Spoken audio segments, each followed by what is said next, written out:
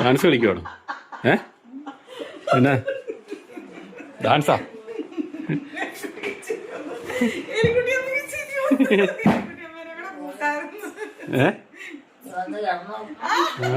ചെന്ന് കിടന്നോളെ. നല്ല ചിരിയാ, പഞ്ചാര ചിരി.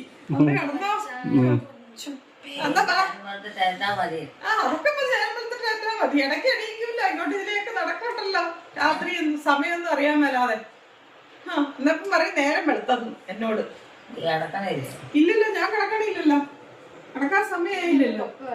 പിന്നെ വിവീന ചേട്ട നിൽക്കുന്നു.